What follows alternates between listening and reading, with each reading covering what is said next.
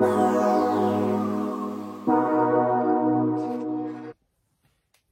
j'espère que vous allez bien. On est le dimanche 21 avril. Je vous prends du coup pour faire le book hebdo. Comme je vous avais dit, je vais sûrement vous prendre les dimanches maintenant. C'est plus simple pour moi de mon côté pour les faire comme ça. Après, je peux direct les envoyer. Et c'est plié pour la semaine. Je viens vous voir du coup pour vous faire un peu un résumé de mes achats, de mes réceptions, parce que oui j'ai reçu quelque chose, et de mes lectures de cette semaine qui ont été, comment dire, pas très diversifiées. En vrai j'en ai terminé une et j'en avais commencé une nouvelle, mais je crois que j'en avais déjà parlé au vlog, au book hebdo d'avant. Vu qu'on est aussi fin avril, le prochain mercredi, si je calcule bien, sera le 1er mai. Donc, je vais vous faire aussi ma palle. Donc là, vous l'aurez comme ça. Si vous voulez faire des lectures communes, on pourra se tenir au courant. Sachant que c'est une énorme palle, donc c'est plus une pioche à lire. Parce qu'en fait, les lectures que j'ai pas fini de lire en avril, je les ai aussi mis là, en mode on sait jamais si ça me donne envie. Sachant que je pars du principe que je vais peut-être pouvoir encore tenter 3 lectures jusqu'à fin avril. Je suis assez ambitieux, mais on va voir ce que ça va donner. Tout d'abord, niveau lecture, j'ai fini Fable, tome 3, que je lisais en lecture commune avec Lully. J'ai toujours autant apprécié ce tome, de toute façon je vous l'avais dit, que j'y retourne toujours avec plaisir, cette idée d'imaginer que les personnages des contes arrivent dans notre monde et doivent vivre avec nous, avec les pouvoirs et tout. Il y a une histoire que j'ai adorée, parce qu'on apprend certaines choses par rapport à l'univers, et c'est cool, l'univers se creuse. Et en fait, il y a vraiment une ligne rouge, mais en fait, tous les tomes, il explore un peu plus son univers, il le creuse, il l'étoffe, il nous fait des anecdotes sur des personnages, il y a des récits sur certains personnages et tout. Et j'aime beaucoup. Donc on est au tome 3. On a prévu le tome 4 avec Lully en septembre, parce que du coup, on se fait une petite coupure cet été sur Fable et sur City Hunter. Non, City Hunter, on y retourne en juin. Mais après, on fera une petite coupure pour l'été. Et après, on y retournera, parce qu'en fait, on veut pas se faire bloquer en ayant rattrapé la parution et en attendant 20 ans pour avoir la suite. Donc, on s'est dit, on va se faire une petite coupure là de 3 mois et on y retournera à partir du tome 4. Donc, voilà pour Fable. Toujours autant apprécié de mon côté. Ensuite, au niveau graphique, j'ai fini l'arc de Battle City Yu-Gi-Oh! Donc tome 30 et 31. Voilà, donc ça c'est fini. Je vous disais, il y a une autre série qui s'appelle Yu-Gi-Oh! R que je cherche d'occasion, que j'ai pas trouvé encore. Donc du coup, je vais continuer les Yu-Gi-Oh! Classiques. Je me suis fait la réflexion l'autre fois, j'ai dit, mais peut-être qu'ils sont dans ma bibliothèque. Non, j'ai regardé sur le réseau de ma médiathèque, j'ai tapé le nom de la saga, ils ne l'ont pas. Donc du coup, bah c'est pas grave, je vais continuer les Yu-Gi-Oh! Classiques. De toute façon, je les ai pas, je vais pas les inventer, hein, et l'objectif, ça serait quand même de les finir, donc je vais pas m'arrêter. Puis c'est juste une série en parallèle qui se passe entre les deux parties du manga. Donc à la base, le manga, il avait été écrit pour être lu comme ça, donc je vais le lire comme ça. Et ensuite, j'ai gobé hier matin le tome 9 et 10 de Demon Slayer. On n'a toujours pas débriefé avec Laurent parce que j'attends qu'il les lise. Pas de pression comme d'hab. Je me souviens de ce que j'ai lu, donc voilà. Je les ai vraiment gobés hier matin. En fait, j'étais dans ma lecture roman et je vous en parle après, mais j'avais besoin de souffler. Donc du coup, bah, je suis parti direct dans mes Demon Slayer, et vraiment là, on est vraiment sur du shonen classique mais efficace, hein. Là, j'ai adoré. J'ai hâte de lire la suite. Je me suis acheté. Attendez, je sais pas si je vais pouvoir vous montrer le coffret là-haut là. Je sais pas si vous le voyez bien parce que du coup je vois pas le téléphone. J'espère que vous le verrez bien. Sinon c'est débile. Ce que j'ai fait. Bah, attendez, je peux peut-être me lever en fait. Je suis débile. Mais oui, vous le voyez là. Il est là. Tac. Le coffret avec tous les tomes. Bah, j'ai mis que ceux que j'avais lus, sauf ces deux-là évidemment parce que je voulais le présenter. Mais ouais, j'en ai chié pour l'emballer ce putain de coffret. Enfin, pour pouvoir le plier et tout. C'est vraiment. Va falloir qu'ils apprennent les plans d'Ikea, hein, parce qu'Ikea font des très bons plans. Eux, pas du tout. Donc j'en ai chié pour le monter, mais bon, une fois que c'est monté, on est tranquille comme ça.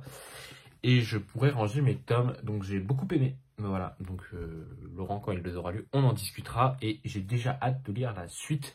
Mais je suis content, comme je dis à Laurent, de les lire en lecture commune avec lui et d'en lire 2 par semaine. Parce que du coup, en fait, ça reste plus dans la mémoire. Plutôt que de les binger. Et en fait, à la fin, je dirais, je me souviens plus trop. Voilà, donc là, je peux les lire 2 par semaine. Et ça, c'est cool aussi. Voilà, donc ça, c'était pour les graphiques. Au niveau de la lecture. Book haul. Bilan, book haul. J'ai reçu mon prix des lecteurs sélection 2024. Donc c'est Becky Chambers, Les Voyageurs, archives de l'Exode. Alors, le prix des lecteurs s'enlève, le prix Hugo, pas. Voilà. Alors, j'avais lu l'espace d'un an, il y a plus d'un an, c'est sûr. 2 ans.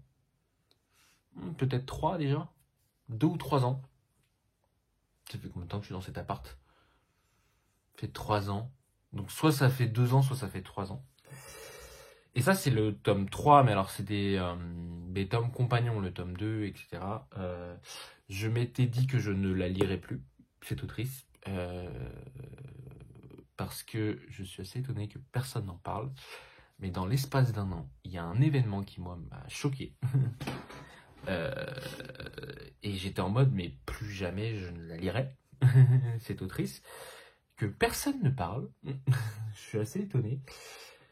Et j'en ai parlé là avec Lily parce que du coup je lui ai dit je vais recevoir ce titre. Bon, je vais le lire parce que du coup je fais partie des membres du jury, donc il faut que je le lise. Mais j'y vais un pas en avant, 3 pas en arrière. Parce que du coup je lui ai dit moi qu'il y a un truc qui m'a gêné dans l'espace d'un an, que personne n'en parle, ça me perturbe. Je comprends pas qu'on n'en parle pas. Et j'ai trouvé ça irrespectueux de l'autrice, ce qu'elle a mis dans son texte. Et j'en ai parlé à Lily. Lily, elle l'a pas lu, donc elle m'a dit que ça lui avait donné envie de le lire pour savoir de quoi je parlais et de se faire son avis. Voilà. Mais faites-vous votre avis, lisez-le. Mais moi, je m'étais dit, je ne lis plus jamais ces autrices. Elle faisait partie de ma liste rouge avec d'autres auteurs. Voilà, je vais le lire, ça se trouve ça va mieux se passer là, mais je reste marqué par ce qui s'est passé dans l'espace d'un an. Il y a un passage vraiment, j'ai dit, mais non, on fait pas ça, on ne dit pas ça. C'est une allégorie, j'ai très bien compris ton allégorie, par contre, t'étais pas obligé de faire ce que t'as fait.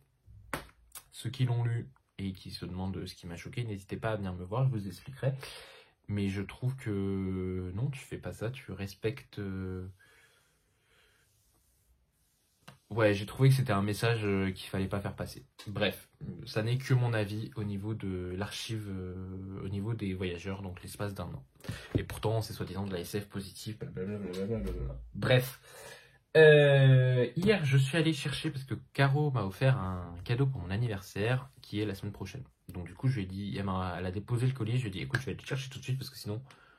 Je me connais, je vais zapper, machin, etc. Donc je suis allé en ville chercher le colis qu'elle a fait livrer à Gibert. Je ne l'ai pas ouvert, il est toujours emballé. Il est toujours stocké chez moi, il attend patiemment le 28. Donc je ne sais pas ce qu'il y a dans ce colis. Et du coup, je suis allé en ville à cause d'elle. Donc qui dit aller en ville, dit aller dans les librairies. Je suis passé à Gibert pour voir s'ils avaient d'autres mangas d'occasion qui m'intéressaient. Ils n'en avaient pas d'autres. Donc du coup, je suis parti de chez Gibert et je suis allé à ma librairie. Et ils ont reçu 2 nouvelles séries de mangas que je veux faire en neuf là, qui viennent de sortir. C'est la série Kuroko no Basket. Kuroko's Basket, ici ils appellent, mais je crois que c'était No Basket dans l'anime. Là c'est Kuroko's Basket. Donc dans la réédition Dunk Edition, voilà. J'aime beaucoup cette édition, je la trouve, elle est toute fluffy, il y a un rabat, j'aime beaucoup. Et ouais, j'aime beaucoup cette édition, en plus elle est pas si chère que ça, 11,98. Voilà, je trouve que c'est plutôt potable. Kuroko Basket, il faut savoir que je suis un grand fan de l'anime, je le regarde très souvent, je me suis le revisionné plusieurs fois. On va être dans le lycée Seirin et en gros on va parler de pendant 3 ans le collège Teiko a gagné les tournois interlycées. Il a eu une énorme réputation parce qu'ils ont eu une équipe de génie de basket et il y aurait dans l'équipe un 6e membre appelé le membre fantôme et on va du coup être au lycée Seirin, où un des membres de la génération qu'on appelle la génération miracle, c'est ça? C'est la génération miracle, j'ai toujours un doute. De la génération miracle, tout à fait, qui rejoint le lycée Seirin et qui va aider l'équipe. Voilà, j'aime beaucoup ce manga, un manga de basket. Ça m'a fait découvrir le basket. Alors, le dessin, voilà, on n'est pas sur du grand art, mais c'est un manga qui passe très bien. Voilà, moi, enfin, un animé qui passait très bien. J'avais envie de le découvrir en manga. Et quand j'ai vu qu'ils allaient sortir cette édition, je me suis dit, c'est le moment. Il y aura un tome par mois et elle sera en 16 tomes. Donc là, on est parti pour 1 an et 4 mois. J'ai ensuite... Ouh, je me fais spammer de messages, là, je vois sur la montre. J'ai ensuite pris IQ Lights du volet, les As du volet aux éditions, toujours Crunchyroll. Donc là, c'est la Smash édition. C'est la même, hein, mais c'est juste que du coup, ils ont fait par rapport au sport. Alors là, je pense que c'est 1 tome et demi, et là, je pense que c'est 2 tomes en un. Donc là, on est sur un 12,49 €. Voilà, c'est une série en 19 tomes. J'avais envie de découvrir ce manga qui avait fait beaucoup parler pendant l'animé. Donc là, on va être sur une équipe de volley. De ce que j'ai compris, on va suivre Shoyo, qui est lui, qui en fait est tout petit, mais a envie de devenir l'un des meilleurs volleyeurs, je suppose qu'on dit, volleyeurs. Et voilà, j'avais vu un peu les premiers épisodes de l'animé quand j'étais avec un ex. Et j'avais trouvé ça sympa et j'avais pas creusé plus loin. Et donc du coup, autant y aller. Voilà. Pour ce qui est des lectures romanesques, j'ai lu le retour du Hiérophant, donc qui est le tome 2 des Maîtres en Luminaire. Je l'ai fini en audio lundi, dans mes souvenirs, lundi. J'ai beaucoup aimé cette relecture. L'univers se complexifie, on a beaucoup plus d'enjeux, on a des antagonistes qui commencent à se révéler de plus en plus importants, de plus en plus puissants. Et du coup, ouais, je préfère ce tome 2 au tome 1 qui me semble... Alors, le tome 1, c'est la découverte, le tome 2, c'est la complexification de l'univers, je sais pas si ça se dit. Je suis toujours aussi fan de cette couverture de Didier Graffet. On va retrouver notre groupe de personnages que j'aime beaucoup. J'ai validé du coup le 3 de bâton avec cet item. On va retrouver notre groupe de personnages que j'aime beaucoup qui avait... Oui, j'en ai trop dit, je pense que je vais faire une coupure à cet endroit. Donc voilà, le tome 2 commence un peu après les événements du tome 1. On retrouve nos personnages là où on les a laissés. Les relations entre les personnages vont continuer à se construire. On sent que certains personnages sont torturés par rapport aux événements qui se sont produits dans le tome 1, par rapport à certaines révélations qui les ont un peu choqués. Et là, on en apprend de plus en plus sur les personnages et sur leur construction et sur leurs origines aussi. Et j'ai beaucoup aimé. Voilà, j'ai mis le tome 3, je vous le dis tout de suite, dans la palle de mai. Et voilà. Hâte de lire la suite. Je sais pas si du coup je coupe le passage. Parce que je vous ai dit quand même un peu que le 1 est fini. Je pense que je vais le couper. J'aime pas trop quand je spoil.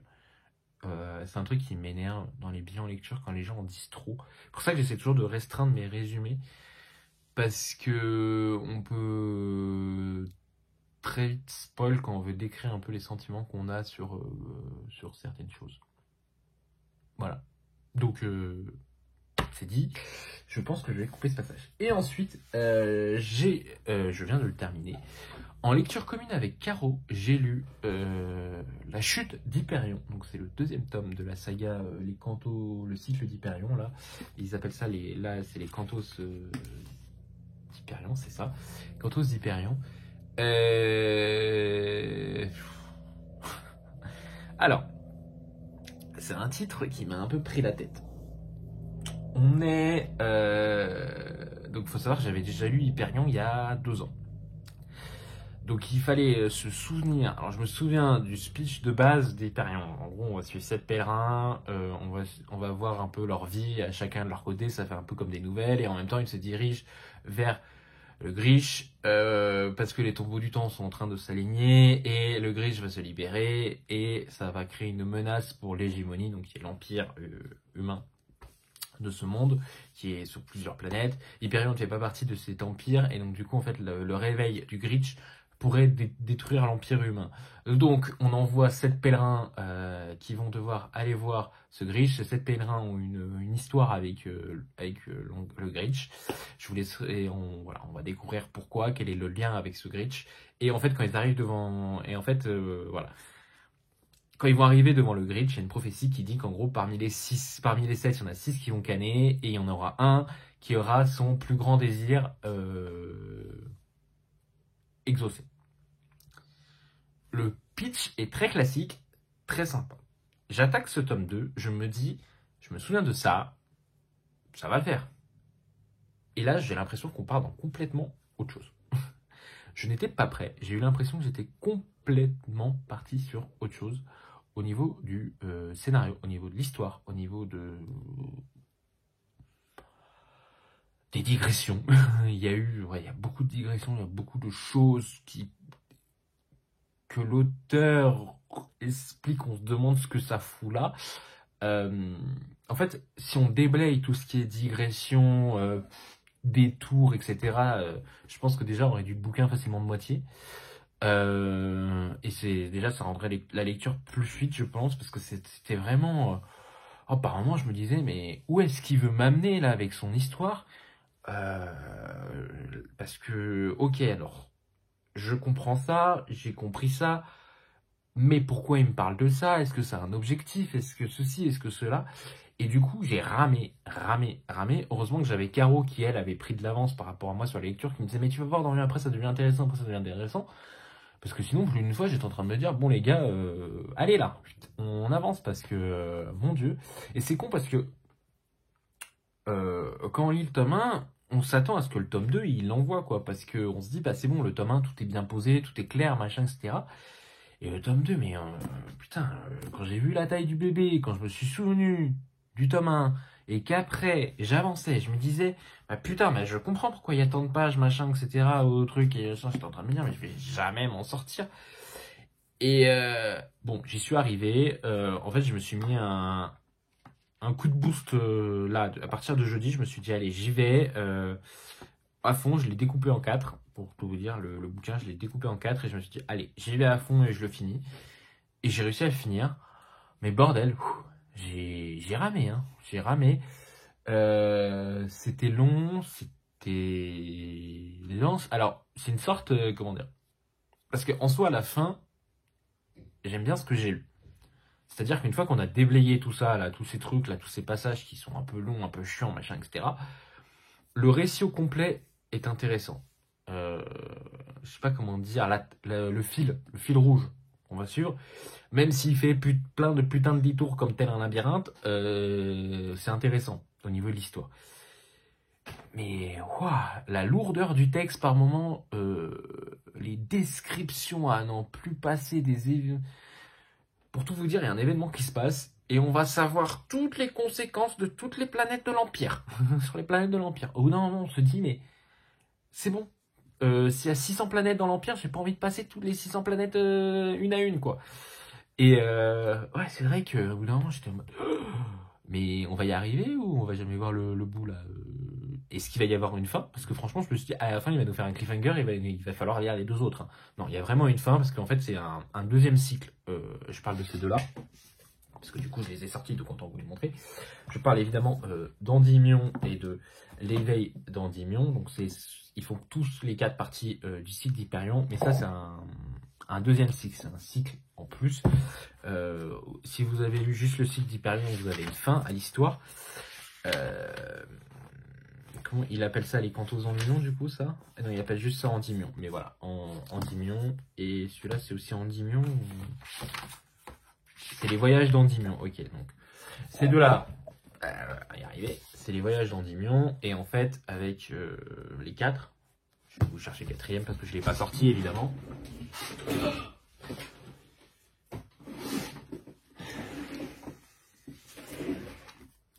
Avec celui-là, donc les 4 font le cycle d'Hyperion au complet. sont de plus en plus gros. Ça daronne. Et donc, cela fait un cycle, celui-là fait un cycle, et celui-là fait le cycle complet. Évidemment, je pense que celui-là, c'est quand même mieux d'avoir lu celui-là avant. Bref. Qu'est-ce que je voulais dire d'autre?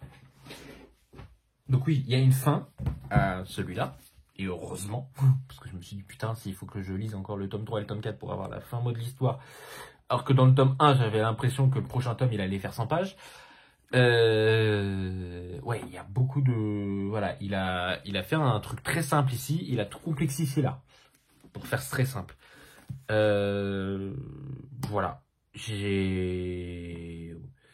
Ouais, je disais, donc du coup, j'ai un peu l'impression que c'est une sorte d'épreuve, en fait, là. Il a vraiment fait tout un truc labyrinthique dans le tome 2, mais vraiment, à la fin, l'ensemble, c'est sympa.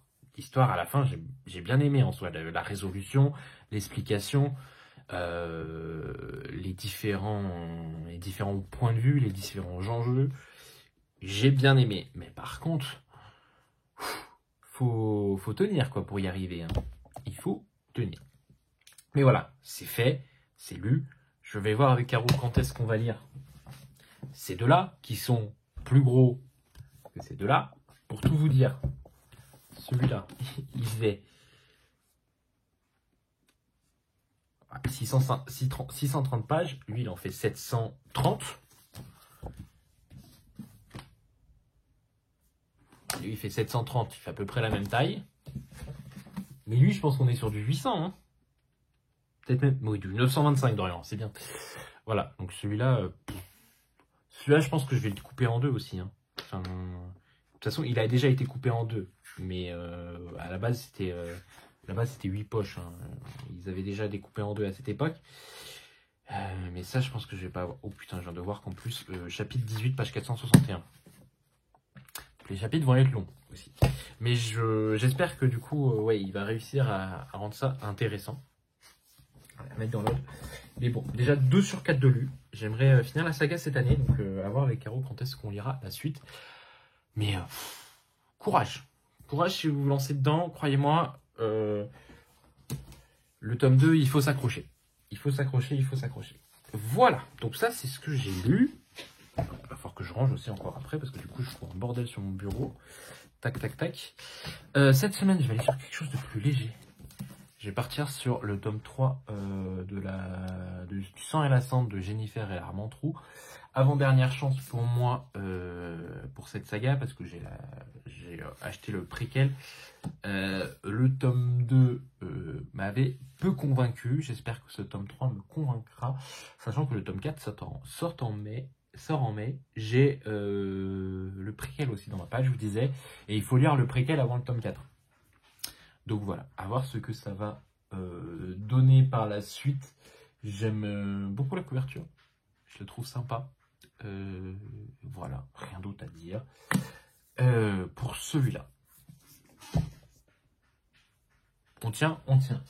Donc la palle. Je vous disais, j'ai fusionné ma palle d'avril et de mai. Hein, même si certains titres, je pense que je n'aurai pas le temps de les lire. Tout d'abord, évidemment, je vais mettre Archives de l'Exode, parce qu'il faut que je le lise. Vision aveugle, donc que je n'ai toujours pas lu, que lui, je dois lire aussi. J'espère le lire assez rapidement quand même, parce que je n'ai pas trop envie de les faire traîner. Celui-là, je l'ai remis, parce que du coup, on n'a pas réussi à se capter en avril pour le lire, mais je pense que même en mai, ça va être compliqué de mon côté. En fait, en mai, j'étais prêt à le lire la semaine dernière. Quand j'ai lu quoi la semaine dernière? Je sais même plus ce que c'est la semaine dernière. Enfin, j'étais prêt à lire la semaine dernière. Non, parce que la semaine dernière, c'est quand j'ai lu la du prix de Guenièvre. C'est la semaine d'avant. Je sais plus, il y a une semaine où j'étais prêt à lire, mais mon collègue était pas prêt. Et après, bah du coup, là, ça va être moi qui vais être pas disposé pour le lire. À ce niveau-là.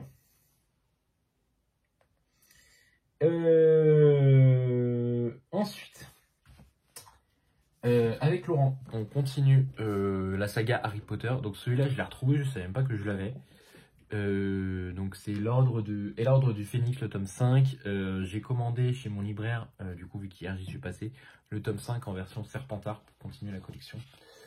Mais voilà, je pense que si Laurent tu passes par là, je le dirai pas au début du mois, parce que j'ai une autre lecture prévue au début du mois, et un autre audio prévu aussi au début du mois, mais ça je vais vous en parler quand je vous les présenterai, et donc du coup, ce titre ira le mois d'après, pour lire, enfin ira le mois d'après, ira sûrement la deuxième semaine, pour moi, le J. Caroline.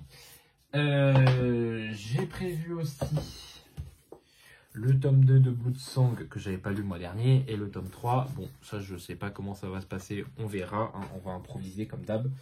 Je vous ai dit c'est surtout une pioche à lire. Ça par contre c'est sûr que ça va être lu. C'est Les Aventuriers de la Mer, l'intégrale 2, j'ai très hâte d'y retourner. J'ai beaucoup aimé le tome 1, que j'ai lu en lecture commune avec Luli. Là on se lance dans le tome 2 et en fait c'est lui que je vais lire début du mois parce que vu qu'on va sûrement se voir avec Luli en vrai sur Paris, ça peut être cool d'en parler quand on se voit. Elle m'énerve Blanche parce qu'elle a hop donc voilà, en parler en vrai ça peut être cool. J'ai prévu du coup le tome 3 des Maîtres en Lumineur. Tant qu'à finir la saga, autant bien le faire. Voilà. Et du coup, lui, ça va être l'audio qu'on a prévu avec Luli aussi en début de mois. C'est Angor de Franck Tillier aux éditions Pocket. Voilà. Donc c'est le tome 6 de la saga Charcot. Enfin, c'est le tome 4 de la saga Charcot et Nebel, mais c'est le tome 6 où on retrouve Charcot et le tome 6 où on retrouve Nebel. Voilà. Et je les ai mis, mais je suis pas sûr aussi. Olivier Norek sur Tension. Donc c'est le tome 3 de la saga du Code 93 avec Capitaine Commandant Coste. Et le tome 3 de l'avocate Pauline Carrel, cherchez le nom. J'ai toujours l'impression que je l'appelle Clavel, mais c'est Carrel. Donc de Petroni Rostania, donc c'est quand tu ouvriras les yeux. Que j'ai récupéré au quai du Polar. En avril, ce mois-ci. Et voilà, donc je les ai mis eux deux, c'est vraiment pour si jamais j'ai vraiment besoin d'une coupure, d'une lecture facile. Un polar, ça passe toujours bien dans toute cette fantaisie là. Et ce SF. Et ah oui, j'ai prévu aussi La couleur du froid de Jean Krug. Alors ça, j'aimerais vraiment le lire quand même. Parce que voilà, je l'ai eu en avant-première au Grès Imaginaire, donc ça serait cool que je le lise. Je sais pas ce que vous en pensez. Mais voilà. Donc ça fait encore une belle pioche à lire. Clairement, je pense que je vais pas tout lire. Soyons francs avec nous-mêmes. Impossible que je lise tout ça. Mais voilà. J'ai envie de tenter. Si j'y arrive pas, c'est pas grave. J'ai prévu aussi du coup les 15K. J'ai évidemment des graphiques, je les ai pas pris avec moi, mais par exemple cette semaine, je vais lire ces deux-là avec Laurent, le 11 et 12, et j'ai reçu, ah oui, je vous ai pas montré, j'ai reçu mes Dragon Ball. Donc j'ai le tome 16 et 17 que j'ai prévu de lire cette semaine. Voilà, pour débriefer, tome 16, Vegeta, et tome 17, Freezer. Voilà, je vous souhaite à tous une très bonne semaine. Je raccourcis parce que Blanche me fatigue. À très vite. Bye tout le monde.